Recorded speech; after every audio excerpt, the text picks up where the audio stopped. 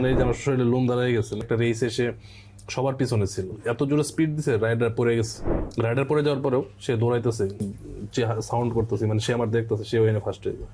আচ্ছা আচ্ছা। তখন তারে জন রোমেডিকে তারে ডাক দিছি, তখন সে মাথাটা উঠাইছে, তারে আমি জড়াইয়া ধরে দিছি, জড়াই ধরছি, তোর মাথাটা আমার বুকে রেখে দিছে। তারপরে সে আমার এইখানে মারা যায়।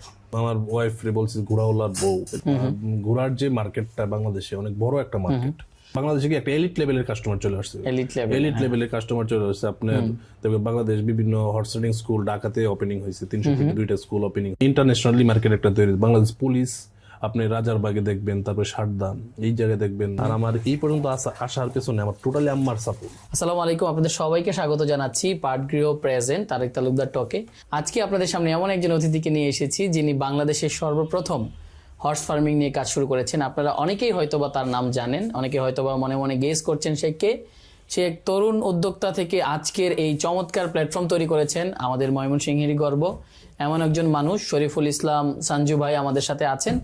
আজকে আমরা সারাটা সময় তার সাথে আড্ডা দেব। আজকের এই পডকাস্টে আমরা এমন কিছু জিনিস নিয়ে আলোচনা করব যা এর আগে আপনারা তার কাছ থেকে শুনেননি, এবং যারা এই সম্ভাবনাময় সেক্টরে কাজ করতে চান, যারা এই সেক্টরকে আরো সামনে এগিয়ে নিয়ে যেতে চান, যারা এগ্রোতে এবং ঘোরার সম্ভাবনা জানতে চান, তাদের সবার জন্য এই পডকাস্ট শুরু থেকে শেষ পর্যন্ত অবশ্যই দেখা উচিত। তো প্রথমে আমরা সরে যাচ্ছি আমাদের গেস্টের কাছে, শরীফুল ইসলাম সঞ্জু ভাই। ভাই, আপনি আপনার ব্যাপারে একটু বলেন। হ্যাঁ, ধন্যবাদ। আসলে এক সুন্দর একটা অনুষ্ঠানে আমাকে দাওয়াত দেওয়ার জন্য তারেক বেরে আমার আন্তরিক সালাম, অভিনন্দন, থ্যাংক ইউ। আমার পরিচয়টা অনেকেই জানেন না, আমি শরীফুল ইসলাম সঞ্জু। আমার বাসা ময়মনসিংহ সদর, কুকিল গ্রাম আমার বাসা। ওইখানে আমার যে একটা ব্রিডিং ফার্ম আছে, সঞ্জু হর্স ফার্ম। মূলত আমি 2014 এর মাঝামাঝি সময় আমি তখন একটি গুড়া নিয়ে আমি এই ফার্মটা শুরু করি।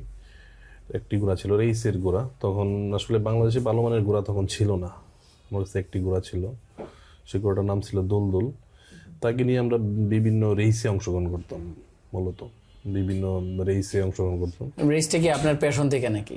রেসটা আসলে আমি ছোটবেলা থেকেই, আসলে আমি সবসময় রিস্ক নিতে পছন্দ করি। আচ্ছা আচ্ছা। গেম উইন, এইটা আমার মাঝে সবসময় কাজ করে। মানে প্রতিযোগিতা, একটা জিনিসে বাজি, কিংবা মানে এই জিনিসটা আমার, মানে এটা যদি ব্লাড বলেন কিংবা মন বলেন, একদম মনস্তাত্ত্বিক থেকে এই জিনিসটা আমার কাজ করে। যে তার একটা উত্তেজনা সবসময় কাজ করে এই জিনিসটা আমার মানে ওই থেকে ইয়া। কিন্তু তখন বাংলাদেশে ওরকম ভালো মানের ঘোড়া ছিল না। আমাদের বাংলাদেশে যে ঘোড়াগুলো ছিল, উন্নত মানের ঘোড়া ছিল না। আমি একটা থরোব্রিড ঘোড়া আমার জীবনে ফার্স্ট আমি নিয়ে আসি আর কি, দুলদুল ওর নাম। ওকে নিয়ে বিভিন্ন রেইসে অংশগ্রহণ করতাম।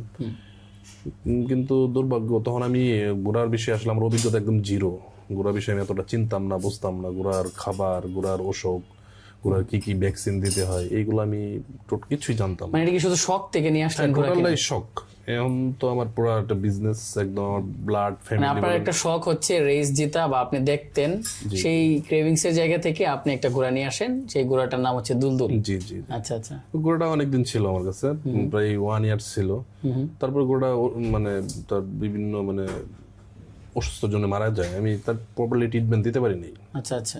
মানে আপনি জানতেন না তখন ঘোড়া কিভাবে কি হয়? জানতাম না প্রপারলি। কতদিন পর মারা যায়? মানে তার বয়স কেমন ছিল? বয়স ছিল 4 বছর, 4 বছর মতো ছিল। আমার কাছে 8-9 মাস ছিল। তারপরে সে একটা সময় রোগে মারা যায়। মারা যাওয়ার পরে আমার মানে ভিতরে ঘোড়াটা কি কারণে মারা গেল, আমি তখন আস্তে আস্তে শখের একটা জিনিস, শখের অনেক শখের, ও টোটাল ফ্যামিলির একটা মেম্বার ছিল। তার অনেক স্মৃতি আমার কাছে আছে। সে অনেকভাবে উইন করাইছে। সে এক সময় সে একটা রেস এসে সবার পিছনে ছিল। আচ্ছা। সবার পিছনে আমার যে রাইডার ছিল তাকে আমি বললাম যে তুমি ঘোড়ারে চাবুক দিও না, তুমি সবার পিছনে রাখবা, লাস্ট যে ইয়া হবে তুমি তখন তারে ছাড়বা। কিন্তু সে করছে কি, 2 রাউন্ড যাওয়ার পরে সে জোরে ছাড়ছে, এবং এত জোরে স্পিড দিছে রাইডার পড়ে গেছে। মানে তার স্পিড বাড়াই দিয়েছে। 5 চক্কর যখন খেলা, সে 2 চক্করে সে রাইডার থেকে সে পড়ে যায়, ঘোড়া থেকে পড়ে যায়। আচ্ছা। কিন্তু ঘোড়া সে রাইডার পড়ে যাওয়ার পরেও সে দৌড়াইতেছে। 3 চক্কর যখন 3 রাউন্ড খেলতেছে, সে 4 নাম্বার 5 নাম্বার সে মানে ট্রেকে আছে। ট্রেকে থাকার পরে যখন 4 নাম্বার, তখন ট্রেকে আছে। যখন লাস্ট রাউন্ড, তখন আমি যেখানে উইন ইয়াটা আছে, যেখানে লাস্ট মুভমেন্ট, ওইখানে আমি দাঁড়াই আছে। আমি তার যে সাউন্ড করতেছি, মানে সে আমার দেখতেছে, সে ওইখানে ফার্স্ট হয়ে যায়। আচ্ছা আচ্ছা। মানে এই যে আমার শরীরে লোম দাঁড়ায় গেছে, মানে ওই স্মৃতি আমি বলতে পারি না। এটা আপনার জন্য খুবই অনেক স্মৃতি। মানে সে একদিন সে রেসে যাবে, সে কন্টিনিউ দুধ খাওয়াইতো। আমাদের তো গরু আছে গ্রামে, গরুর দুধ। গরুর দুধটা আচ্ছা, দিতাম। শখ করে দিতাম। দেওয়ার পরে একদিন দুধ নাই, বাসায় নাই, সে ট্রাকে উঠে না তো উঠেই না, একদম উঠে না। সে আইসা পড়ছে, আমার আম্মা যে আছে সে পরে আমার দৌড়ায় আমার দরজায় আসছে, পরে আমার আম্মা বলতেছে তুমি যাও, আমি তোমার দুধ আইসা দিব। আচ্ছা আচ্ছা। সেই একটা কথা, সে আবার গাড়িতে উঠে চলে গেছে। আবার রেস শেষ, সে দৌড়ায় আইছে, ওর আম্মা দুধ পরে আম্মা দিছে, সে খাওয়া দাওয়া। সে তার মানে মানুষের মতো বোঝে আর কি, একদম পুরো ফ্যামিলি মেম্বার ছিল। আচ্ছা, আমার আব্বা, আমার আম্মা, আমার বাচ্চারা, বউ বাচ্চারা সবাই তাকে অনেক আদর করতো। আচ্ছা, আপনি গ্রামের পার্সপেক্টিভসে আপনার যে গ্রামের কথা বললেন, সেইখানে যখন আপনি শুরু করলেন এটা, তখন আসলে আশেপাশের মানুষ ব্যাপারটা কিভাবে নেই? কারণ তাদের জন্য তো মনে হয় গ্রামে এটা একদমই নতুন, তাই না? বাংলাদেশের জন্য তো নতুন। বাংলাদেশে আপনি এটা ঘোরার যে ইয়াটা, এটা তো আপনি উন্নত বিশ্বে দেখবেন, ইংল্যান্ড, আমেরিকা, আপনার ওই লন্ডন, এইসব জায়গায় আপনি এইগুলো দেখতে পারবেন। আচ্ছা আচ্ছা। এইগুলো কিন্তু আমাদের বাংলাদেশে তো একটু নিউ। একটা সময় রেস কোর্স ছিল আমাদের বাংলাদেশে। আচ্ছা আচ্ছা, রেস কোর্স ময়দান ছিল, ব্রিটিশরা এটা তৈরি করছিল, কিন্তু এখন তো নাই। আচ্ছা, এটা যখন আপনি শুরু করবেন, আপনার বাংলাদেশের যে প্রেক্ষাপটটা কি, সবাই উইন পছন্দ করে, জিততে চায়। আপনি সফল ফ্যামিলিতে একটা ছেলে প্রচুর টাকা কামাইতেছে, তার ডিমান্ড অনেক, উত্তেজনা, তার ফ্যামিলিতে প্রায়োরিটি দিবে, তার যে সিদ্ধান্ত সেটা ভুল হলেও সেটা মানে এইটা কি তার ওই উইন করার কারণে তার প্রায়োরিটি আলাদা হয়ে যায় ফ্যামিলিতে? উইন করার কারণে আমি যেটা বলতেছি কি, মানে গ্রামের আপনি যে কোনো বিজনেস করতেছেন ভাই, লস খাইছেন, এটা গার্জিয়ান বলে আমি আগেই জানতাম যে তুই লস করবি, আমি জানতাম তুই লস করবি, ঠিক আছে। আর যখন আপনি বিজনেস করে ভালো কিছু করবেন, আরে না, ছেলে ট্যালেন্ট, অনেক ট্যালেন্ট, ঠিক আছে, আমি আগেই জানতাম ছেলেটা মেরিটোরিয়াস, ভালো কিছু করবে, এটাই কিন্তু বাস্তব। এই টেন্ডেন্সি আমাদের এটা কন্টিনিউ, মানে এটা আপনার আশেপাশেও সেম। আরে আশেপাশে কি, আমি যখন বিয়ে করছি, এটা আমার ওয়াইফ রে বলছি ঘোড়াওয়ালার বউ, এটা তো আচ্ছা গ্রামের মানুষ বলতো, আমার গ্রামের আত্মীয় স্বজন দুষ্টামি করে বলছে, আমার বউর ইগোতে লাগছে যে ঘোড়াওয়ালার বউ, মানে এটা কি সামনেই বলতো নাকি? সামনে না, দুষ্টামি করে বা যেভাবেই বলুক, তাদের ইন্টেনশনটা ওরকম ছিল আর কি, লাগতো। কিন্তু সবচেয়ে বড় মানে আমার সাপোর্ট আমার আম্মা। আমি যদি বাসায় নাও থাকি 1-2 মাস, আমার এই ফার্ম বলেন আমার আম্মা চালাইতে পারবো, কাজ করে চালাতে পারবো না, কিন্তু আম্মার যে মেধা বলেন, বয়স হয়ে গেছে, দোয়া করি। আর আমার এই পর্যন্ত আসার পেছনে আমার টোটালি আম্মার সাপোর্ট, টোটালটাই আম্মার সাপোর্ট। আমার ফার্স্ট গুলো আমার টাকা নাই, আচ্ছা আমার আম্মা টাকা দিছে, আলহামদুলিল্লাহ। আমার কাছে কিছু টাকা ছিল ওই সময়, ক্লাস 9-10 ফার্স্ট ইয়ার, আচ্ছা 2,40,000 টাকা একটা গোড়া কিনছিল ওই সময়। এত টাকা, এই টোটাল টাকায় আম্মা অ্যারেঞ্জ করে দিছে। তার মানে আমি বলতে পারি যে আপনার জার্নিটা আপনার মার টাকা দিয়ে শুরু করা।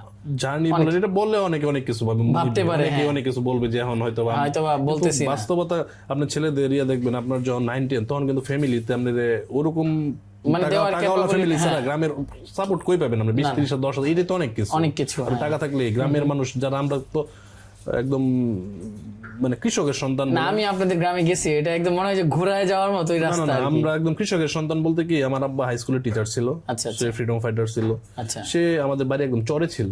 আচ্ছা, অনেক স্ট্রাগল করে আমরা এই পারে আসছি, বলতে এই পারে জায়গা কিনা বাড়ি করছি, কিন্তু আমরা কৃষকটাই মেইন। আমাদের আয়ের উৎস ছিল ধান, কালাই, মরিচ, আলু, এইগুলো আমরা চরে থাকতে এইগুলো হইতো।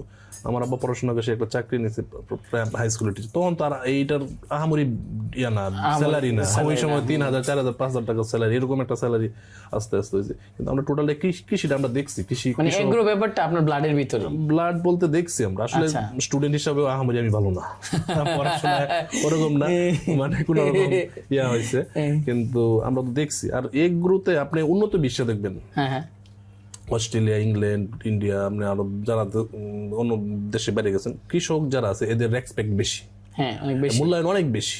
যারা আইটি এক্সপার্টরাও ল্যান্ড কিনছে, কিন্তু এদের ডিমান্ড বেশি। আপনি ইন্ডিয়াতে কৃষকরা আপনার জিনিসের দাম ডিসাইড করে এবং গভর্নমেন্ট তাদের সাথে বৈশা ডিসাইড করবে। আপনি তো ইন্ডিয়াতে যাওয়া হয়েছে অনেকবার। পাঞ্জাবে শেডের সাথে কথা বলছি যে ভাই তোমার বাফেলো মহিষ কতগুলো? সে বলে যে আমি ছোট আদমি, মহিষ 2,000 মহিষ। 2,000 মহিষ সে কিছু না, সে গরু কতগুলো? সে বলতেছে গরু তো থোড়া গরু, মানে এই তো 1,500-3,000 গরু আছে। ভেড়া কতগুলো? 3,000। মানে এরকম। তারা সকালে ঘুম, আপনার আমাদের বাংলাদেশের মতন আমরা 10টার আগে ঘুমেতে উঠি না, 10টার সময় ঘুমেতে উঠে আবার ব্রাশ কিন্তু একটা বলতেছে পেস্ট লয়া হয় না, আধা ঘন্টা 1 ঘন্টা। আপনার সকাল তারা ফজরের টাইমের পরে কেউ ঘুমে থাকে না, ভোরে উঠতেছে। এবং সবাই কি যার যে ধর্ম, মানে হিন্দু যারা আছে, খ্রিস্টান আছে, সবাই তাদের রিলিজিয়ান গ্রামে ব্যাপারগুলো ছোট নিয়ে ছোট আছে। উপাসনালয় আছে, মানে এদিকে দিকে মানে বট গাছের নিচে একটা মন্দির এরকম আছে, কিংবা একটা মন্দির আছে, ওখানে সাউন্ড সিস্টেম সবাই ওখানে চলে যেতেছে, ঘুমের তো উঠতেছে 6টায়। এবং হারিয়ানারা করে কি, আপনার দেখবেন যে বড় বড় ট্রাক্টর গুলা আছে, এগুলাতে সাউন্ড সিস্টেম আছে। এই সকালে উঠে এই গাড়ি নিয়ে গান বাজাতে বাজাতে আর কি হরিয়ানা গান আছে, স্বপ্না একজন দেখবেন, স্বপ্না চৌধুরী, মানে স্বপ্না চৌধুরী ভোজপুরি টাইপের, ভোজপুরি না? স্বপ্না অনেক ফেমাস শিল্পী, ওনার গানগুলা বয়স্ক এই ট্রাক্টর নিয়ে তারা মাঠে চলে যেতেছে, গানের সাথে এখন জমি হাল বাইতেছে, আবার টাইমলি খাবার দিতেছে, আবার খাবারগুলো ভিন্ন, ভাত তো নাই। আচ্ছা আচ্ছা, পাঞ্জাব হরিয়ানা তো ভাত খুব কম খায়। আপনার এই এটা কি রুটি খাইতেছে, আপনার মেথি আছে না, মেথি রুটি খাইতেছে, সবজি খাইতেছে, ঘি খাইতেছে, পনির খাইতেছে। এটা আপনি তাদের কালচারের সাথে যাওয়ার পরে বা ঘোরা, আমি তো আসলে এতদিন থাকছি না, 15 দিন হয়তো বা 20 দিন, বাট আপনার এই জিনিসটা টাচ করছে ব্যাপারটা। এবং সকালে ঘুমে উঠে আর্লি 10টায় তারা আবার চলে যায়, ঘুমে চলে যেতেছে, এবং সবাই কাজ করে। আর একটা ছেলে মানুষ যখন আপনি কাজ করবেন, আপনি সকাল 6টায় ঘুমে উঠলে কিন্তু দিনটা অনেক বড় হয়ে যেতেছে, আচ্ছা আচ্ছা, অনেক বড় হয়ে যেতেছে, কাজ করার সুযোগ পেতেছে, তারা কাজ করে এই আর কি। কিন্তু ওই পার্সপেক্টিভস এর জায়গা থেকে আপনার গ্রামে এটা কতটা ছিল, মানে অনেক চ্যালেঞ্জ ছিল কিনা ব্যাপারটা? আমাদের যে গ্রামটা আসলে রাস্তাঘাট এত মানে দেখছেন, রাস্তাঘাট আমাদের ময়মনসিংহ সদরের, আমাদের 2 নং কুষ্টিয়া ইউনিয়নের যে রাস্তা, এরকম পচা রাস্তা মানে কোথাও নাই। যে একবার গেছে আমার এখানে কিন্তু অনেক একটা আমি কিন্তু 2-3 জায়গা দিয়ে গেছি আর কি, ক্লায়েন্ট আছে ঢাকা চিরাং থেকে আসে আমার বেগুনবাড়ি বাজার পর্যন্ত আসে, তারা খুব খুশি, যখন উঠুক যায় তখন তাদের মানে মেজাজ খুব আচ্ছা, এইটা একটা মজার কাহিনী বেগুনবাড়ি নিয়ে আমার কাছে। আমি জানি যে এটা আপনার ব্রিটিশ একজন, যে বাইগান, লর্ড বাইগন আমি শুনছি, আমি আসলে এটার ইতিহাসটা জানি না। ইতিহাসটা কি আসলে? ইতিহাসটা বেগুনবাড়ির যে ওখানে একজন ব্রিটিশ নীল চাষ হইতো, নীল চাষ করতো। আমি আসলে প্রপারলি অথবা এটা ইতিহাস এটা মিথ, সবাই জানে এরকম। ওনার নাম ছিল লর্ড বাইগন, এটা আমি শুনছি, আমি জানি না কতটুকু সত্য। আচ্ছা, ওর নামে আর কি এখন বেগুনবাড়ি, এখন ওই বাইগান থেকে এটা হয়ে গেছে বেগুনবাড়ি। আমি যখন যাই স্টেশনে লেখা আছে বাইগানের স্টেশন আর কি, রেল স্টেশনের নাম। হ্যাঁ, স্টেশনে বেগুনবাড়ি লেখা, বেগুনবাড়ি। হ্যাঁ, আচ্ছা আচ্ছা। তো আপনার আসলে যখন আপনি ঘোড়া নিয়ে কাজ করছিলেন, আপনার একটা স্বপ্ন ছিল এবং আপনার শখটাকে আপনি নিয়ে কাজ করছেন, তো আপনার সবচেয়ে বড় ভুলটা কি ছিল? শুরুতে আপনি কি ভুল করলেন বা আপনার কাছে মনে হয়েছে ভুল, এটা কি আপনার ওই ট্রিটমেন্ট বা এই ব্যাপারটা কিনা? আমার ওই ঘোড়াটাতে আসলে জানার তো অনেক কিছু, আমি এখন শিখতেছি, আমি আসলে প্রপারলি শিখি নাই। ঘোড়ার যে মার্কেটটা বাংলাদেশে অনেক বড় একটা মার্কেট, আসলে এইটা নিয়ে খুব কম লোকজন কাজ করে। স্পেসিফিকলি বাংলাদেশে হর্সের স্পেসিফিকলি কোনো মেডিসিন নাই, আমরা গরু মহিষ এগুলোর যে মেডিসিন গুলো আছে এইগুলো নিয়ে কিন্তু কাজ করতেছি। ওকে, আমরা ওই সময় বুঝতাম না, আমি একটা এই ধরেন অ্যান্টি ইনজেকশন এইগুলো চিনতাম না, দিতে পারতাম না। গোড়ার জ্বর হয়েছে আর ডাক্তারের স্বর্ণপন্ন, ডাক্তার তো সবসময় এসে গোড়ারে একটা বড়িও খাওয়ানি কষ্ট হইতো, বুঝতাম না। আর এখন আপনি 50টা দেন, আমি একটু কনফিডেন্সে রাত 3টার সময় প্রাথমিক যে সমস্যাগুলো এগুলো আমরা সমাধান করতে পারি। আচ্ছা আচ্ছা। আসলে জানতাম না, গোড়ার খাবার দাবার সম্পর্কে জানতাম না, গোড়ার রোগ সম্পর্কে ধারণা ছিল না, তাদের ভ্যাকসিনেশন সম্পর্কে আমার ধারণা ছিল না, এইগুলা বিষয়ে টোটালটাই অনভিজ্ঞ ছিলাম। আচ্ছা আচ্ছা। আর অনভিজ্ঞ অবস্থায় কোনো কিছু করাটা ঠিক না, আমার এটা সবচেয়ে বড় একটা ভুল, মানে কোনো কিছু না শিখে শুরু করা জিনিস। আর বই পুস্তক আপনি ভিডিও দেখে ইউটিউব দেখে এটা আরেক জিনিস, কিন্তু প্র্যাকটিক্যালি সেটার প্রয়োজন আছে। অবশ্যই অবশ্যই। তো ওইটা আপনার কাছে মনে হয়েছে যে এটা আপনার জন্য একটা বড় ভুল ছিল? হ্যাঁ, এটা আচ্ছা, কখনো কি এমন মনে হয়েছে যে আচ্ছা এটা ছেড়ে দেই, এটা মনে হয় আমার স্বপ্নটা নিয়ে আগানো উচিত না, এরকম কি? আসলে কি, আমি আমার ফ্যামিলি, আমি ওখানে আমার আম্মার এনে থাকি, আপনি দেখছেন তো, আমি আমার আম্মার এনে থেকে, আমার বাচ্চা ওয়াইফ ওরা শহরে থাকে, ওরা পড়াশোনা করে।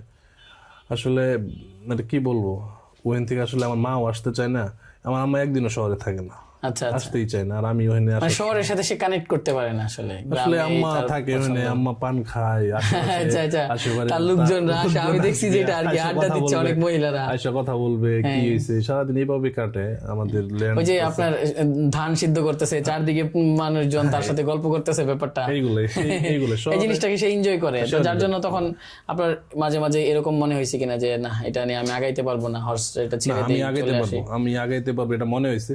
আর আমার গ্রাম থেকে আসা কখনো সম্ভব, মানে এটা আপনাকে টানে, এটা আপনাকে টানে আমার লাস্ট। এবং আর হর্স তো এটা আমার ফ্যামিলি, এখন আমার ব্লাডের মতো হয়ে গেছে, আচ্ছা আচ্ছা, একটা অংশ হয়ে গেছে, এটা ছাড়ার কোনো সুযোগ নেই। আচ্ছা, আর ওই মানে পরিবারের তো আর কোনো রিয়েক্ট ছিল না, যেহেতু আপনার আম্মা আপনাকে সহযোগিতা করেছিল? অনেকের হয় না যে অনেকের পরিবার থেকে এই জিনিসগুলোর জন্য পাগলামি,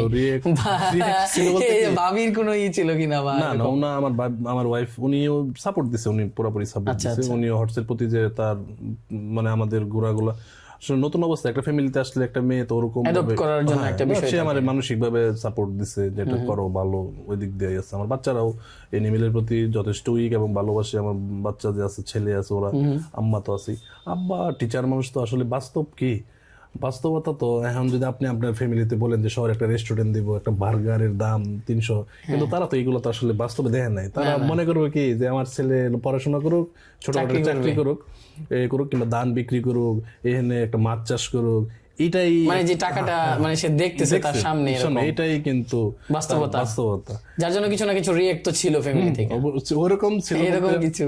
আব্বা আমার আব্বা ঘোরা লাস্ট প্রথম দিকে একটু ইয়ে ছিল, কিন্তু যখন একটা রেসে আমার আব্বারে নিয়ে গেলাম, আচ্ছা, তার নামে ঘোরার ইয়া করতে হয়, মানে নাম লেখার এন্ট্রি করতে হয়, মানে কার নামে ঘোড়াটা রেস করবে, মালিক। জি জি। ফার্স্ট একটা রেস নিলাম ট্রাকে। কোথায় এটা? এটা হয়েছিল মুক্তাগাছার ওইদিকে, চেচুয়ারের দিকে। তার নামে আমি এন্ট্রি করানোর পর ম্যাচ যখন উইন করলাম, তখন আব্বা একটু মানে ওরকম অসুস্থ না, মানে মানুষের কিছু থাকে না একটু অসুস্থ, তার নামে এন্ট্রি করে পুরো উইন করার পর দিয়ে আমার আব্বা অনেক প্রফুল্ল, অনেক ভালো লাগছে, ভালো লাগছে। একটা যখন মাইকে উইন 50,000 একটা ঘোড়া রেসে কিন্তু গ্রাম বাংলাতে মিনিমাম 30-40-50,000 লোক, 30-40-50,000 এটা কিন্তু অনেক বড় ব্যাপার একটা, এরকম এই ধরনের লোক হয়। তখন তার একটা মনের আসলে মানুষের মন যখন আপনার ভালো লাগে আর কি, যখন তার নামটা মাইকে ঘোষণা হয়েছে, তখন আমার আব্বার দেখলাম তার ভালো লাগে। আচ্ছা, সে আইসা ঘোড়া খাওয়াইতে, আমি সবসময় বাসায় থাকি না, সে আমার যে ছেলেরা আছে তাদেরকে যত্ন বেড়ে গেছে যে তারে খাওয়ান দিছে কিনা, তারে টাইমের বাইরেও সে দেখভাল করে, কি এর সমস্যা এইগুলো সে অনেক সময় ফেস করে, এবং ঘোড়ারে কখন কি, তখন তার একটা মনের একটা মানে আগের যেই জায়গাটা ছিল রেস উইন করার পরে এখন তার ভিতরেও রেস করার একটা আগ্রহ চলে আসে আর কি। তো সেই জিনিসগুলো পরে আর থাকে নাই যে তার রিঅ্যাক্ট করবে, না ওরকম ফ্যামিলিতে কোনো বাধা আসে নাই, আমি তো একাই, আর ওরকম বাধা আসে নাই, তার জন্য এই জিনিসটা নিয়ে আর কোনো সমস্যা হয় না। আচ্ছা, আজকের এই জায়গায় আপনি আসছেন, আপনি আপনার স্বপ্নের জায়গাটা থেকে একটা জার্নিতে আসছেন, ফ্যামিলির এই জিনিসগুলো ওভারকাম হয়েছে, তো কোনো কঠিন মেমোরি বা কোনো কঠিন এই জিনিস কি আপনার মনে পড়ে কিনা, যেটা এখন আপনার এখনো মনে আছে আর কি? অনেক সময় থাকে না অনেক কঠিন মুহূর্ত আমরা চাইলেই ভুলতে পারি না, এরকম কিছু যদি আর থাকে? না, আমার কঠিন মুহূর্ত রিসেন্ট একটা সময় চলতেছে, আমার সবচেয়ে খারাপ রিসেন্ট, এটা আমি এখন বলতে চাই না, এটা পরে এক সময় আমি বলি। আমার যে রিসেন্ট ওটা নিয়ে আরেকটা গল্প শুনবো, কারণ আমি এই গল্পটা আপনার এই খারাপ সময়টার ভিতর দিয়ে ওই ঘোড়াটা, আমার যে দুলদুল যে ঘোড়াটা, কঠিন মুহূর্ত ঘোড়া তো পালতেছি, তখন সে না অসুস্থ হয়ে সে মারা যায় না। আমি একদিন মুক্তাগাছাতে অনেক টাকার ওষুধ নিয়েছি, লাস্টে মানে অনেক ডাক্তার করে ওষুধ নিয়ে আসছি, নিয়ে আসার পরে সে ওষুধগুলো রাখছি, সে ঘরে শুয়ে রয়েছে, পরে আমি গেছি, আমার দেখে মাথাটা সে উপর দিকে দিচ্ছে। ঘোড়া আর কুকুর সবচেয়ে প্রভুভক্ত, এবং আপনি দেখবেন মালিক যখন মারা যায়, এই ঘোড়া কুকুর, কুত্তা এবং ঘোড়া তাকে খাবার ছেড়ে দেয়, এরকম রেকর্ড আছে, হর্স এবং ডগ, এটা একদম সাইন্টিফিক পরীক্ষিত। আমি তখন যখন রুমেডিকে তারে ডাক দিছি, তখন সে মাথা উঠায় আর শরীর তো পড়ে গেছে। তারপর যখন উঠাইছে, আমি এমন মানে আমি হয়ে গেছি, তার আমি জড়াইয়া ধরে দিচ্ছি, জড়াই ধরছি, তোর মাথাটা আমার বুকে রেখে দিছে। পরে আমি আমার আসলে ওই সময় তো অনেক কিছুই মনে করে, কেউ নাই, আমার কথা চোখ দিয়ে তো অনেক কিছুই আসে, মুখ দিয়ে অনেক কিছু আসে। তারে আমি বললাম যে তুই আমার মাফ করে দিস, আমি হয়তো তোর ট্রিটমেন্ট করতে পারলাম না, বুঝি নাই, ঠিক আছে, যত্ন করে দিস। আমি হয়তো তার সাথে 5 থেকে 7 মিনিট এরকম আমার একটা আইডিয়া, হয়তো 2-1 মিনিট বেশি হইতে পারে, কম হইতে পারে, এই টাইমটা আমি কাটাইছি। তারপরে সে আমার এই মারা যায়, সে মারা যায়, মানে আপনার একদম বুকে মারা যায়, একদম মুখে। সে আর মানুষ কিভাবে ইয়া হয় না, সে এনে সে ডেথ হয়ে যায়, ঠিক আছে। ডেথ হয়ে যাওয়ার পরে আমার একটা ময়না পাখি ছিল, আমি বাসায় এসে তারে ওপেন করে দিলাম যে তুইও চলে যা, আমার বাসায় একটা ময়না দেখবেন, ঠিক আছে, এখন যেটা দেখতেছি আর কি। হ্যাঁ, এটা ফোন করে দিলাম, সেও মানে লাঠিতে দাঁড়াই দিছে, সে ওই যে আবার উঠতে পারে না, সে আবার আসে। পরে আমার আম্মা বললো আচ্ছা থাকবে, বাইরে থাকলে ও শিয়াল করে নিয়ে আনে, ছেড়ে দিয়েছিল, সব ছেড়ে দিয়েছিল, সেও যায় না, সেরকম 2বার করে জঙ্গলে ছেড়ে দিয়েছি, আবারই আসে পরে ওই দিন। পরে তো তারে খবর দিয়ে তার মানে অ্যানিমেলের সাথে আপনার একটা মহব্বতের হয়ে গেছে। আসলে এটা এর বাইরে ছাড়তে পারতাম, আমি সব ছেড়ে দিতে পারি, ধরেন আমার ফ্যামিলির আমি টাইম দিতে পারি। আচ্ছা, আপনার একটা কুকুর আছে আমি দেখছি, হান্টার আছে, সেও তো আপনার আছে মোটামুটি। আপনার এখানে আমি দেখছি গরু আছে, এগুলো আমার দেশি গরু আছে, গরু আছে, ভেড়া আছে, এগুলো আমার আসলে ফ্যামিলির, এইগুলো নিয়ে সারাদিন সময়। আপনি নিজে আপনার যে অ্যানিমেল গুলো থাকে এবং তার সাথে যে সময়গুলো কাটান, এটা তো খুবই ভালো। আমি যতদিনই গেছি আপনার এখানে দেখছি যে এটা খুবই টাইম কাটে আমার সারাদিন। না আসলে আমি তো চাকরি করি, হেলথে চাকরি করি, কমিউনিটি ক্লিনিকে আমি চাকরি করি, ওর পাশে আমি যতটুকু সময় আগে তো বাইরে ময়মনসিংহ পার্ক এবং প্রচুর সময় বাইরে ওয়েস্ট করতাম, কিন্তু এখন আসলে ওখানেই চলে যায়, বিভিন্ন কাস্টমার নক দেয়, ওখানে আসে, তারপরে এইগুলার একটু আমি যখন দেখছি যে মানুষ প্রচুর দেখতে আসে ফোন দিয়ে, প্রচুর, এবং বাংলাদেশে কি একটা এলিট লেভেলের কাস্টমার চলে আসছে, এলিট লেভেল, এলিট লেভেলের কাস্টমার চলে আসছে। আপনার তবে বাংলাদেশ বিভিন্ন হর্স রাইডিং স্কুল ঢাকাতে ওপেনিং হয়েছে, 300 থেকে 2টা স্কুল ওপেনিং হয়েছে। তারপরে আপনার বিভিন্ন রিসোর্ট হয়েছে, বাগানবাড়ি হয়েছে, এইসব জায়গায় তারা ঘোড়াগুলো পালে, ঠিক আছে। এবং এর একটা মার্কেট বাংলাদেশে অলরেডি তৈরি হয়ে গেছে। কেমন মার্কেট হতে পারে মার্কেট এটা? আপনি ইন্টারন্যাশনালি মার্কেট একটা তৈরি, বাংলাদেশ পুলিশ আপনি রাজারবাগে দেখবেন, তারপরে সারদা, এই জায়গায় দেখবেন হর্স আছে। এগুলো কি করে ওনারা? হর্স ট্রেন করে যারা আপনার ইয়েতে আছে, এসআই, ওদের যে ট্রেনিংটা হয়, ঠিক আছে, এসআই তাদের একটা কোর্স আছে হর্সের। আচ্ছা আচ্ছা, আপনার যখন চাকরিতে তারা ট্রেন করে, ওখানে একটা কোর্স আছে, এই কোর্সটা তাদের করতে হয়। এবং আপনার বাংলাদেশ পুলিশের এখানে দেখবেন এটা তো তাদের একটা করতেই হয়। এবং বিভিন্ন কুচকাওয়াজ, বিভিন্ন পিটি প্যারোডে এইসব জায়গায় ঘোরার হইতেছে। বাংলাদেশ আনসার সখীপুর, এটা আমার সবচেয়ে বড় অ্যাচিভ, গভর্নমেন্টের সাথে আমি কাজ করতে পেরেছি। প্রায় 10টা ঘোড়া আমাদের কাছ থেকে সে নিয়েছে ওখানে এই বাংলাদেশ সখীপুর ইয়েতে, এটা ঘাটাইল না, ঘাটাইল না, ঢাকা, ঢাকা। আচ্ছা, সখীপুর আনসার নিয়েছে। টাঙ্গাইল সখীপুর।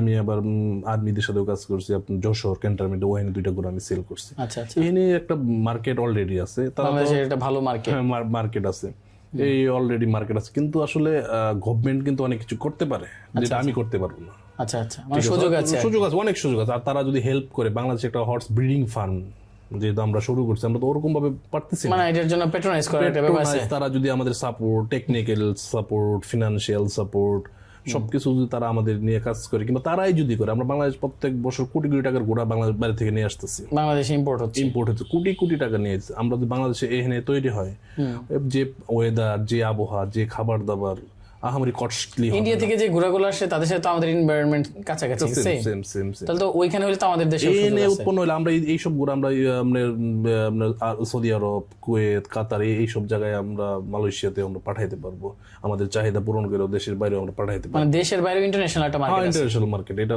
পসিবল, এটা অনেক পসিবল। আর আপনি বাংলাদেশে দেখবেন প্রচুর রেস হইতেছে বাংলাদেশে, আপনার গ্রাম বাংলার যেটা রেস, এই ঐতিহ্যটা এখনো আছে, প্রচুর আছে, প্রচুর আছে। আপনি দেখবেন সবচেয়ে বেশি আপনার টাঙ্গাইল, জামালপুর, সিলেট, আপনার আমি দেখছি আপনি উত্তরবঙ্গের দিকেও যান, প্রচুর বগুড়াতে প্রচুর রেস হয়। এটা আসলে একটা রেসে কমসে কম মিনিমাম 30-40 হাজার লোক হয়। একটা রেসে 50, 60, 70, 80টা ঘোড়া পার্টিসিপেট করে। এখানে পুরস্কার আছে, ভালো ভালো পুরস্কার, মোটরসাইকেল, ফ্রিজ। আমি যে গত ইয়ারে আমার একটা ঘোড়া আছে CR7, আমি 2টা মোটরসাইকেল জিতছি, 14টা ফ্রিজ জিতছি, 7-8টা গরু জিতছি, খাসি, আমি দেখছি। ঠিক আছে। এইগুলো আসলে আপনার তখন আপনার যে খরচ আছে, ট্রাক দিয়ে ক্যারি করতে খরচ আছে, কিন্তু যখন আপনি মাঠে উইন করবেন, এটা যে বুঝবে, অনেকে বলবে পাগল এসে, কিন্তু এই ফিলটা আপনি কোনোদিন পাইছেন কি আমি জানি না। এই ফিল যখন পাবেন, আপনার মনে হবে আপনি পৃথিবীর রাজা, ডন মনে হবে, আপনার বাদশা মনে হবে, ঠিক আছে। মনের যে একটা প্রশান্তি, আপনার টেনশন থাকবে না, এত মানুষের সামনে আপনার নাম, আপনি CR7, আপনি সঞ্জু, আপনি উইন করছেন, তখন ভাল লাগে, অনেক কিছু ভাল লাগে, মানুষের ভাল লাগে না, অনেক কিছুই ভাল লাগে। এটা মানে এটা বলে আর শেষ করা যাবে না। এবং এই বছর আমি প্রায় অনেকগুলো পুরস্কার দিচ্ছি, 7-8টা ফ্রিজ জিতছি, গরু দিচ্ছি, আমি দেখছি বারান্দায়, ফ্রিজে, এইগুলো আবার গ্রামে বিক্রি করি, গ্রামে আশেপাশে মানুষ আছে না, মার্কেট একটা জিনিস বলি, গ্রামের তো ফ্রিজ আমি প্রায় সব ঘরে করি, কিন্তু কিছু লোক আছে কি গ্রামের এই মুরগি বিক্রি করে, গ্রামের মানুষ আছে না, টাকা জমাইছে, মহিলা জমাইছে, মুরগির ডিম, হাঁস, ডিম, এরা 15,000, 16,000, 17,000 টাকা জমাই আলছে। আমাদের এই ফ্রিজ গুলা মার্কেটে বিক্রি করলে 30,000 টাকা দাম আছে, 30-25 দাম আছে। ওরা কি করে ওই টাকা দিয়ে রিস্ক নেয়, মানে জামাইয়ের সাথে বলবো যে আমি ফ্রিজ কিনতে হবে, এসে ভাই 15,000 আম করে হয়তো 16,000, 17,000, 18,000, আমি 20,000 বিক্রি করি, 17,000 ওরকম দেখা যাদের একটু টাকা নাও নিয়ে যাও, সেই ফ্রিজ আর সমানে নিয়ে যায়। আমার বাড়ির আশেপাশে মোটামুটি অনেক ফ্রিজ আমি সেল করছি, এবং যারা একদম একটু গরিব টাইপ আছে না, টাকা পয়সা মানে দিনে তারাও ফ্রিজ কিনে নিছে, তারাও ফ্রিজ কিনা মোটামুটি। এটা তো তাহলে আপনার জন্য আরেকটা একটা ইকোনমির জায়গা তৈরি হইছে। ইকোনমি আসলে বলতে গেলে ইকোনমি এটা দিয়ে ওরকম না, কিন্তু তারপরে ভালো লাগে একটা মানুষ নিতেছে, আর এটা মানুষ একটা আগ্রহ নিয়ে নেয়, শখ নিয়ে নেয়। আবার আমি আরেকটা জিনিস দেখেছি যে আপনি যখন রেস থাকে তখন আপনি খুব এক্সাইটেড থাকেন, এবং আপনি মনে হয়, আমি মাঝে মাঝে আপনার ফোন দিয়েও পাই নাই, মনে হয় আপনি তখন দুনিয়ায় থাকেন না, এরকম একটা অবস্থা। আমার যে হয় এটা অনেকেরই হয়, জানি না কার কি হয় আমি জানি না, এটা আসলে আমি মিডিয়াতে আপনার সামনে বলতেছি, ফ্রিলি বলি। যখন রেস হয় না, তখন আসলে আমি এই মানে এতটাই টেনশন কাজ করে, আমি এমন রেকর্ড আছে, আমি এই রেসে 5 বার প্রস্রাব করছি বাইরে, এটা কাজ করে। আর টেনশন এটা কাজ করে, সে কখন উইন করবো এই ধরনের কাজটা করে, মানে টেন্ডেন্সি এমন ভাবে শরীর দিয়া করে, আপনি কোনো কিছু আমি খাইতেও পারি না। এটা সবাই যারা হর্স মালিক আছে সবারই এই কাজটা করে। আর আপনার যে হর্স ওনার যারা মালিক আছে বাংলাদেশে গ্রাম পর্যায়ে, আসলে এরা কেউ ওরকম একদম না, মানে ফিনান্সিয়াল ভাবে আলহামদুলিল্লাহ এস্টাবলিশ, মানে এমন না যে তাদের নিড আছে, না নিড নাই, কিন্তু মানুষ তো মনে করে ঘোরা হলো এসে, কিন্তু নিড নাই। ঘোরাটা তার একটা শখের এটা আপনি যাই দেখেন অমুক এলাকার অমুক চৌধুরী, অমুক ব্যাপারী, মানে এটা অমুক সরকার, ওরকম পাওয়ারফুল প্রেস্টিজিয়াস ফ্যামিলি যারা আছে, হ্যাঁ তারা এগুলো করে। তো তখন দেখা যায় যে সঞ্জুর যে প্রেস্টিজ আর সবার প্রেস্টিজ থেকে তার উইন করার যে ব্যাপারটা থাকে, তো আসলে যে সব ঘোড়াই তো উইন করবে না, না না না, উইন তো আর সব ঘোড়াই, একটা রেসের ঘোড়া তৈরি করার একটা ব্যাপার আছে, বহুত কঠিন। আপনি টাকা থাকলে আপনি রেসে উইন করতে পারবেন না। আমাদের সাথে অনেক রেসার আছে, সে আমার সাথে আমার পরিচিত 2 লোক একদিন 5 লাখ টাকা দিয়ে ঘোরা কিনছে, সে 2 নাম্বার বাজিতে যাওয়া সে হাঁটছে, সে আমার সামনে সে মাটিতে বসে গেছে, আমি দৌড়াই দিয়ে তারা দৌড়ছে, আমি বলছি কাকা মন খারাপ করেন না, 5 লাখ টাকা দিয়ে ঘোরা কিনে সে একটা বালতিও পায় নাই, এরকম রেকর্ড আছে। আমরা অনেক ঘোরা নিয়ে বালতিও পাইছি না। লাস্ট একটা রেসে আমি দেখছি এক ভদ্রলোক আসছিল, যেটা এটা মানে বলার মতো, টাকা থাকতে পারে আমি উইন করা এই করা এটা অসম্ভব। আপনি যখন মানে উইন করে তখনকার উত্তেজনাটা তো অন্যরকম। আমি এখানে আরেকটা জিনিস দেখছি, আপনি আপনার কি বলে যে সাঙ্গু পাঙ্গু, মানে আপনার দল বল নিয়ে যান, এই ব্যাপারটা কি আসলে? এইসব আসলে কি আমার আপনি বাড়িতে দেখবেন আমার কিছু কিছু পোলাপান আছে, আল্লাহ গড গিফটেড। আমার সাথে একটা ছেলে কাজ করে বিকন, আমি সবচেয়ে বেশি বকা দিই, অনেক বেশি ভালোবাসি। আর একটা ছেলে আছে বুবা, কথা বলতে পারে না, ওর আমি বিয়ে করে দিছি, আমার ছেলের উকিল দিছি, আমার ছেলের উকিল দিয়ে ওর একটা বাচ্চা হয়েছে আলহামদুলিল্লাহ। সে এখন কাজ করতে চায় না, তবু থাক, সে একটা আমরা যখন যাই খুব আন্তরিক, কিন্তু আমি ডাক দিলে যে কোনো বিপদে আমি যেখানে যাবো খেলার আসার, এলাকার অনেক ছেলেরা আছে খেলাতে যায়, মানে খেলতে গেলেই গাড়িতে কমসে কম 20 জন 25 জন আমি দেখছি। হ্যাঁ, এটা এলাকার আমাদের যে ঘোড়াটা যে এবং তারা নিজেরাও এটা তাদের একটা এলাকার একটা গর্ব মনে করে, এবং অবশ্যই আমার যে উইন ঘোড়া তারা এলাকার গর্ব, যে আমাদের কুষ্টি ইউনিয়নে একটা ঘোড়া, বিদ্যাগঞ্জ বেগমপুরের একটা ঘোড়া, তারা বলে যে আমাদের এলাকার এই টেন্ডেন্সি, এবং তাদের একটা কনফিডেন্স আমি দেখছি যে তারা উইন করবেই। সে ঘোড়া, আমার একটা অসুস্থ, তারা মন খারাপ, তাদের মানে আপনি এখন ঘোড়াটাকে একদম আপনার এলাকার মানুষের সাথে একটা ইমোশনালি কানেক্ট হয়ে গেছে যে জায়গা। হ্যাঁ অবশ্যই অবশ্যই, এই এলাকা বলেন, আমার অঞ্চল, আমার ইউনিয়ন, জেলা, উপজেলা, এটা আমি খুব ভালো হয়ে গেছে এটা। আচ্ছা, এখন আপনার কাছ থেকে আমরা অনেক কিছু জানলাম, শুনলাম। এখন আপনার কাছে মনে হচ্ছে যে এই সেক্টরটাতে একটা ভালো অপরচুনিটি আছে, এবং আজকের এই জায়গা থেকে যদি কেউ শুরু করতে চায় তার জন্য আপনি কি বলতে চান, বা কিভাবে শুরু করতে পারে? অবশ্যই মার্কেট আছে, অবশ্যই। আর অনলাইন আপনি শুনেন না, এখন ঘটনা হয়েছে কি যে আমি সঞ্জু, আমার কাছে বাংলাদেশ সবাই ঘোড়া কিনবে, আমার মতো সঞ্জু অনেক আছে ঘোড়া বিক্রি করতেছে, অনেক আছে। বলেন এর মজা করে বলে না, এখন আপনার কাছে ভালো জিনিস থাকলে আপনাকে খুঁজে নেবে মানুষ, এটা আমার কোনো কিছু করার নেই। আপনি ঘোড়া পালেন, আপনি 5টা কেনা দরকার নেই, 10টা, আপনি একটা কিনেন, একটা কিনে আপনি আগে বুঝেন, আপনার উপজেলায় যে প্রাণী সম্পদ তাদের সাথে যোগাযোগ করেন, শিখেন, আপনি শিখেন, আপনি অনলাইনে একটা পেজ খুলেন কিংবা একটা ইউটিউব চ্যানেল আপনি পোস্ট করেন।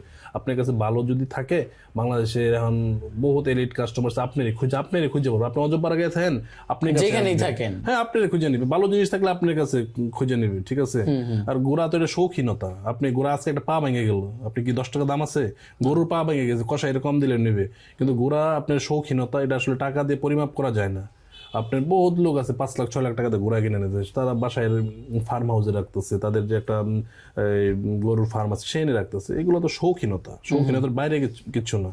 আর আমাদের ধর্মীয় ব্যাপারেও কিন্তু আমাদের যে ইসলাম ধর্মে আপনি দেখবেন আমাদের একটা সূরা আদিয়াত, আসলে এই ব্যাপারে মুফতি যারা আছে, যারা ধর্মীয় স্কলার আছে, তারা ভালো বলতে পারবে। তারপর আমি যতটুকু জানি, একটা ঘোড়ার উপরে আল্লাহ তাআলা একটা সূরা নাজিল করছে আদিয়াত, এবং আমাদের হযরত মুহাম্মদ সাল্লাল্লাহু আলাইহি ওয়াসাল্লাম তার ঘোড়া ছিল, তার বিভিন্ন ঘোড়া ছিল, ঘোড়ার নাম ছিল, তার একটা ঘোড়া ছিল দুলদুল, আরো অনেক ঘোড়া ছিল আমাদের ধর্মীয়। এবং আপনি পৃথিবীতে যত যে বুরাকের কথাও তো আমরা জানি, হ্যাঁ মেরাজের যে ঘটনা, অনেক কিছু আছে। আর আপনার যত প্রাণী আছে, আপনি পৃথিবীতে যত প্রাণী আছে, আল্লাহ তাআলা দেখবেন ঘোড়ার মর্যাদা অনেক উপরে দিয়েছে। আপনি দেখবেন এই আপনি কোরআন শরীফ একদম স্পষ্ট ভাবে আদিয়াত সূরাটা একদম ঘোড়ার উপরে নাজিল হয়েছে। আচ্ছা আচ্ছা, তো সেই জায়গা থেকে আপনারা যারা নতুন শুরু করবে তাদের জন্য আপনি মানে কি বলতে চান, কিভাবে শুরু করতে পারে? আপনি অবশ্যই শুরু করেন, আসলে 1টা 2টা দিয়ে শুরু করেন। আপনি আমাদের এখানে কিন্তু তোরশিবার একটা দেশি ঘোড়াও আছে, আপনি দেশি ঘোড়া শিখেন, আপনি ঘোড়া কিভাবে পালতে হয়, ঘোড়ার কি কি প্রবলেম হয়। দেশি ঘোড়া, হ্যাঁ আপনি ওখানে 2-3 হাজার টাকা ঘোড়া পালতে পারেন, আপনি 2 মাস পাললে তো বুঝতে পারবেন কি কি প্রবলেম আপনি ফেস করেন, ঘোড়া কি রোগ হয়, ঘোড়া কি খাবার খায়, বা কি খাবার খায়, ঘোড়া কি কোন খাবার দিলে সে গ্রোথ বাড়ে, ঘোড়ার গোসল কিভাবে করাতে হয়, ঘোড়ার লাগাম কিভাবে পরাইতে হয়, ঘোড়ার খুর কিভাবে পরিষ্কার করতে হয়, ঘোড়াকে কিভাবে গ্রোমিং করতে হয়, গ্রোমিং এর ফলে ওর ব্লাড সার্কুলেশনটা ভালো থাকে, ঘোড়াকে কোন টিকা দিতে হয়, আপনি ডাক্তারের কাছে যান, এইগুলো নিয়ে যখন শিখবেন তখন আপনি আলহামদুলিল্লাহ করতে পারবেন। কিন্তু আপনার টাকা আছে, ওই দিন আমার এক লোক বলতেছে যে আমি 50টা ঘোড়া কিনবো। আমি বলছি, স্যার আপনি 50টা ঘোড়া কেন কিনবেন? 50টা ঘোড়া কিনে সে শুরু করতে চায়, সে অনেক টাকার মালিক, নাম বলবো না, নাম বললে সবাই চিনবেন। সে 50টা ঘোড়া কিনতে চায়।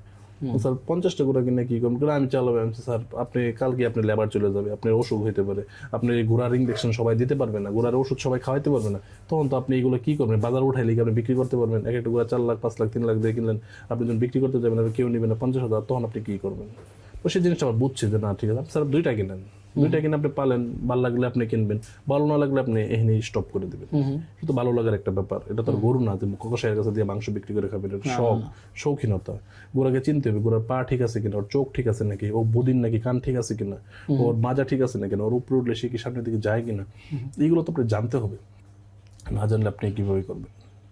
তার মানে ঘোড়া নিয়ে যারা এই কাজ করতে চায় তাদের প্রথম কাজ হচ্ছে ছোটভাবে যেন সে শুরু করে। আপনি যে কোনো ঘোড়াকে যে কোনো বিষয় বিজনেস আপনি করুন, ছোট আপনি শিখবেন, জানবেন, দেখবেন, তারপরে আস্তে আস্তে শিখেই তারপরে সামনে এগিয়ে তাকে যেতে হবে আর কি। কারণ একদিনে তো আর তার ওই জায়গায় যাওয়ার সুযোগ নাই। আজকের সঞ্জু তো আর একদিনে চলে আসে না। আমি আসলে আমি একদম ছোট, আল্লাহর কাছে শুকরিয়া, আল্লাহর কাছে লাখ কোটি শুকরিয়া। আমি আলহামদুলিল্লাহ ভালো আছি, দোয়া করি আমি যাতে হর্স নেই সারা জীবন আমার মৃত্যুর আগ পর্যন্ত কাজ করে যেতে পারি। এটা আমার বিজনেস বলেন, শখ বলেন, নেশা বলেন, মানে এটাই আমার সবকিছু এটা। আচ্ছা, এখন সেই জায়গা থেকে 10 বছর পর আপনার নিজেকে আপনি কোথায় দেখতে চান, আপনার ড্রিমের জায়গায়?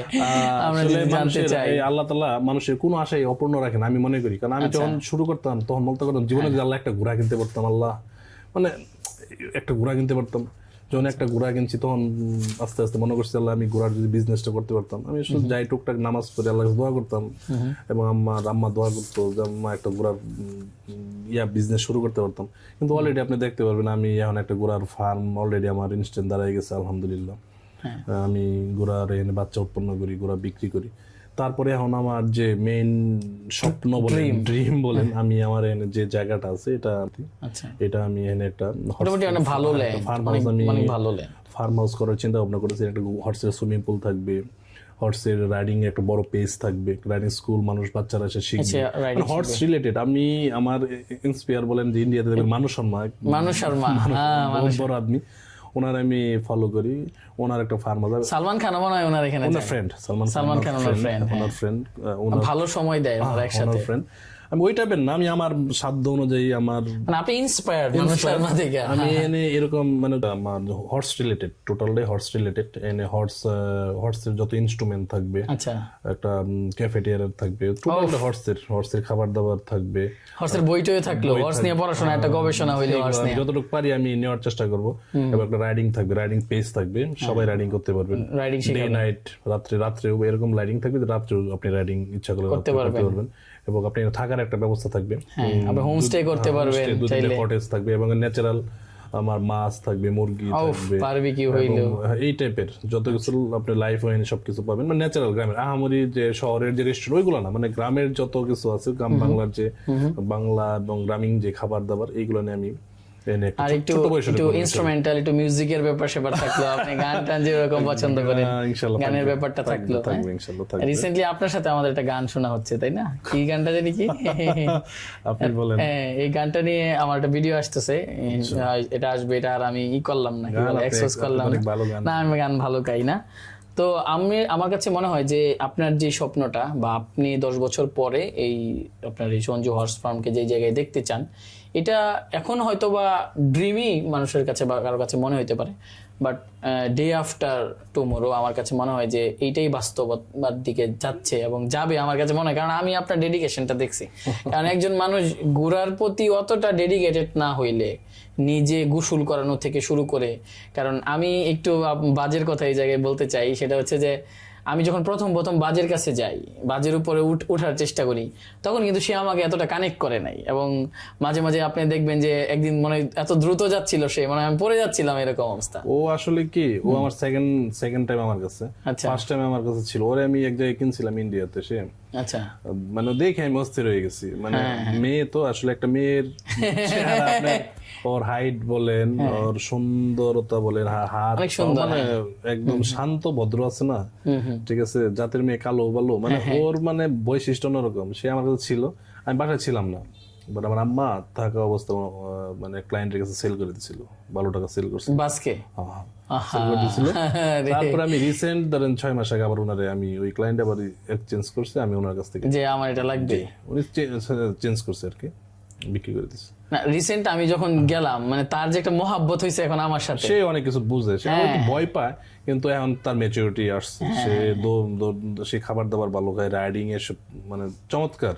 এবং সে খুব ইমোশনাল, যে কোনোদিন রাইড করে না, এই ঘোড়া চালায়, সে যদি 1-2 বার উঠে না, সেও সে তাকেও রাইড করার জন্য হেল্প করে। বডি এবং বসার যে হাত পাও খুব ভালো। আচ্ছা, তো সেই জায়গা থেকে আমার কাছে মনে হয় যে আপনার সেই স্বপ্নের জায়গায় যাবে। আজকে আপনার সাথে আমরা অনেকক্ষণ আড্ডা দিলাম, এবং ইন ফিউচারে আমার কাছে মনে হয় যে আরো গল্প আপনার কাছ থেকে শুনবো, এবং যেই গল্পটা আপনার যেই 10 বছর পরের যে স্বপ্ন, আমার কাছে মনে হয় যে এটা খুব সুনি আল্লাহ আপনার জন্য সহজ করে দিবেন। আমাদের পডকাস্ট নিয়ে আপনার কোনো মতামত জানতে চাই।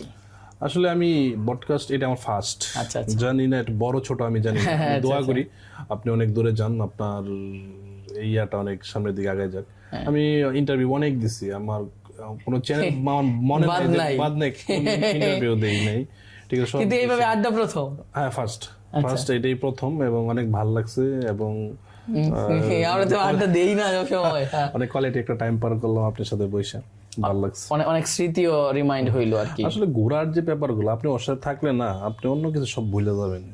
মানুষ মেয়েদের আমার নিজেরটা বলেন, আমি তো আগে প্রেমে পড়ে, আপনি অনেক কিছু প্রেমে পড়ে, মেয়ের সাথে প্রেম করে একটা বয়সে করে মানুষ। আচ্ছা আচ্ছা, তাহলে ঘোরার সাথে আমার তো ফ্যামিলির এখন ঘোরার সাথে আমার সবচেয়ে বেশি সময় পার হয়।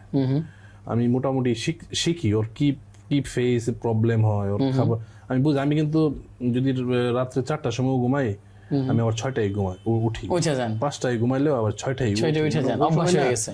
অভ্যাস মানে আইসা মানে সকালে ও কি করতেছে, এবং রাত্রে যদি আবার একটা টাইমে উঠি, আইসা দেখি ঘুমাইতেছে না কি প্রবলেম, এইগুলো না দেখলে আপনি ফার্মিং এ আপনি হয়ে যাবেন, যে কোনো বিজনেস, আপনি গরু বলেন, হাঁস মুরগি বলেন, মালিক যদি টাইমলি আসলে আপনার লেবারের সাথে টোটালটাই ডিপেন্ড করা যাবে না। আপনি বুঝেন একটা ঘোড়ার পায়ে ব্যথা খাইতেছে না, ওরা আসলে তো ঘুমাইতেছে, সকালে ডাক দিলে তো সবাই রাগ করে, আমার যে যারা ছেলেরা কাজ করে ওদের ডাক দিলে ও রাগ করে, কাজ করতে চায় না। আইসা তারা আপনার সাথে এত আন্তরিক, এটা আমার কাছে আসলে আমি আমাদের যে কাজের লোক, এরা আমরা সবাই একসাথেই খাই না, আমি দেখছি তো মরিচ ভর্তা হয়, আম্মা সবার সাথে মিলামিশাই খায়। আর আমাদের যারা কাজের লোক, কোন সময় আমার আব্বাও দেখছে থাকা অবস্থায় কাজের লোক না, আমাদের যতটুকু গ্রামের নিজেরাই ভাই বাস্তা এই সেই চাচাদের, আমার যে ছেলেরাও আছে, এরাও কাজের লোকের সাথে খারাপ বিহেভ করেন। বলছি যে ওদের সাথে ওভাবেই আমরা যাই, ট্রাক না বান আল্লাহ যায় মাপে, ওইগুলো দিয়ে সবাই মিলা জিলা করি। আমিও তো মাঝে মাঝে চলে যাই আপনার বিরক্ত করতে। অবশ্যই আসবেন, আপনি আসেন। তো এখন আমাদের দর্শকদের উদ্দেশ্যে আপনার কিছু বলার আছে কিনা? দর্শকদের উদ্দেশ্যে আমি কি বলবো, যারা ফার্মিং করতে চায়, হর্স ফার্মিং যারা করতে চায়, অনেকেই আমার ফোন দেয় যে সঞ্জু ভাই আপনারা 10টা দিয়ে শুরু করার দরকার নেই, আপনি 1টা দিয়ে শুরু করেন, শিখেন, ভালো না লাগলে বাদ দিয়ে দেন, ঠিক আছে। এইটা আমি তাদেরকে বলবো, আপনারা ইউটিউব দেখা, ফেসবুক দেখে কোনো ফার্মিং করবেন না, তাহলে হবে কি জানেন, গ্রামের একটা প্রবাদ আছে, হাতে হারিকেন গোয়ায় বাস। ইউটিউব ফেসবুক দেখে কোনো কিছু শুরু করে, অনেক কিছু দেখবেন, বাস্তবটা কিন্তু অন্য এক জিনিস। আপনি 10টা কিনলেন, সেলিং এর জায়গা নেই, লাভ নাই। আপনি এই গুঁড়াগুলো কারা কিনে, কোথায় ইউজ হয়, কারা এটা নিতে চায়, সোর্স কোথা থেকে আসছে, এটার মার্কেট কোথায়, আমি এটা দিয়ে কি করব, আমি কতদিন এটা কি করব। আমি আপনার চ্যানেলের মাধ্যমে আমি বলতে চাই, আমরা ময়মনসিংহ একটা হর্স রাইডিং স্কুল কিংবা হর্স একাডেমি ইনশাআল্লাহ চালু করব খুব দ্রুত। এটা আমি এই যে ইয়াটা হয় আপনার কাচারি কাটে, অনেক অপরিত্যক্ত জায়গা আছে, এটা কোনো আপনার কোনো নির্মাণাধীন কোনো কিছু ইট বালি দরকার নাই। এটা আমি ময়মনসিংহ যে আমাদের জেলা প্রশাসক আছে, এসপি স্যার, যারা দায়িত্বশীল যারা আছে, যদি অনুমতি দেয় যে করার জন্য এই জায়গাটা ইউজ করলো, বাণিজ্য মেলার সময় আমি সরে গেলাম, অনেক জায়গা আছে ফ্রি জায়গা ময়মনসিংহ নদীর পারে অনেক পরে রয়েছে, মানুষের সাথে একাডেমি হর্স রাইডিং উন্নত বিশ্বে এগুলো আছে। এটা আমি ওপেনিং করার জন্য মোটামুটি প্রক্রিয়া দিন, এটা আমি করতে চাই। যদি ময়মনসিংহ এর যারা আছে আমার হেল্প করে, আপনারা যারা আছেন সবাই যদি একটু সাপোর্ট দেন, ইনশাআল্লাহ খুব দ্রুত হবে। এর ফলে কি যারা বাচ্চারা আছে, ছেলেরা আছে, মেয়েরা আছে, তারা হর্স রাইডিং শিখবে, উন্নত বিশ্বে এটা আছে, হর্স রাইডিং শিখবে, তারা ঘোড়া চালানো শিখলে তাদের একটা বলেন ব্যায়াম বলেন, তাদের মানসিক হর্স থেরাপি হর্স থেরাপি ইয়াতে আছে, মালয়েশিয়াতে অন্য অন্য দেশে আছে, আপনার হর্স থেরাপি আছে কিন্তু উন্নত বিশ্বে আছে। এটা হলে ছেলে মেয়েরা অনেক এডিক্টেড আছে এই হর্স বড় আমাদের কাছে যে হর্স দেখলে বুঝতে পারবেন, এগুলো হাইট 62-3 হাইট, আপনি হাতে রাস্তা দিয়ে বাইর হবেন, আপনার কাছে 2 কোটি টাকার গাড়ি আছে, মানুষ ওদিকে যাবেন, আপনি এই ঘোরা নিয়ে যাবেন, মানুষ হা করে তাকায় থাকবে, জিজ্ঞাসা এরকম একটা লোকে। আরেকটা বিষয় আছে যে বিয়ে শাদিতে নিয়ে যায়, বিয়ে সাথে হর্সের গাড়ি এবং হর্স বাড়া হয়। আপনি ঢাকা, পুরান ঢাকাতে তো হর্স ছাড়া বিয়ে হয় না, পুরান ঢাকাতে ফ্যাশন, এটা ওদের ট্রেডিশন। আপনি কক্সবাজার যায় থাকলে দেখবেন ওখানে মানুষের জীবিকা নির্বাহ করতেছে হর্স, অনেকেই আমি অনেক ঘোড়া সেল করছি, হর্স দিয়ে ছবি তুলতেছে, আপনার উপরে উঠতেছে, এইগুলো দিয়ে তারা জীবিকা নির্বাহ করতেছে। তো সেই জায়গা থেকে তাহলে নতুনদের জন্য মার্কেটও আপনি ইনশাআল্লাহ অলরেডি শুরু হয়েছে এবং এর মার্কেট অনেক বড়, মানে খুব সামনে অনেক কিছু আছে এই হর্সের জন্য। আমি হয়তো বা শুরু করছি, অনেকেই শুরু করছে। তাহলে আমাদের দর্শক যারা দেখছে তারা যদি আমাদের এখান থেকে দেখে আপনার সাথে কোঅপারেট করে, আমি আশা করি আপনি হেল্প করবেন, আমাদের সাথে যোগাযোগ করলে আমি আপনার সাথে কানেক্ট করে দেব। আমার অনেক ফোন ধরে, আমার যে মেইন বেসিক্যালি সিলেট যারা আছে, লন্ডন অনেক লোক থাকে, ওখান থেকে নক দেয়। আমি এক ক্লায়েন্ট আছে, সে ঘোড়া কিনা আমার হেনে রাখছিল, যেখানে আপনি আমি সব পে করবো, তার সহ এনে ঘোড়া থাকবে, এরকম কাস্টমার আছে, এরকম অনেক আছে, এরকম রাখার ব্যবস্থা আছে আমাদের। সে কাউবয় জীবন। ধন্যবাদ সবাইকে, আপনারা যারা এতক্ষণ ধৈর্য ধরে আমাদের এই পডকাস্টটি দেখলেন তাদের সবাইকে কৃতজ্ঞতা জানাচ্ছি। আপনারা যারা সঞ্জু ভাইয়ের মতো হর্স ফার্মিং করতে চান, হর্স নিয়ে কাজ করতে চান, তারা আমাদের সাথে চাইলে যোগাযোগ করতে পারেন, সঞ্জু ভাইয়ের সাথে যোগাযোগ করতে পারেন। আমাদের থ্রুতে যোগাযোগ করতে চাইলেও আমরা সঞ্জু ভাইয়ের সাথে আপনাকে যোগাযোগ করিয়ে দিব। পাশাপাশি যারা আপনারা এইরকম গ্রোথ মাইন্ডসেট নিয়ে পডকাস্ট শুনতে চান, বা উদ্যোক্তা আছেন, ব্যবসায়ী আছেন, বা শিক্ষক আছেন, বা যারা কথা বলতে চান আমাদের সাথে, আপনারা চাইলে আমাদের চ্যানেলে ডিসক্রিপশনে তথ্য দেওয়া থাকবে, আমাদের সাথে যোগাযোগ করলে আমরা আপনাদের সাথে আড্ডা দিব, আপনাদের গল্প শুনতে চাই, আপনাদের অজানা গল্প নিয়ে আমরা থাকছি। আমরা চেষ্টা করব প্রতি শুক্রবার সপ্তাহে একদিন আপনাদের কাছে পুরো পডকাস্ট আপলোড করতে। তার জন্য আপনারা সকলেই আমাদের চ্যানেলটি সাবস্ক্রাইব করে রাখবেন। সবাইকে পরবর্তী পডকাস্ট দেখার আমন্ত্রণ জানাচ্ছি। ধন্যবাদ।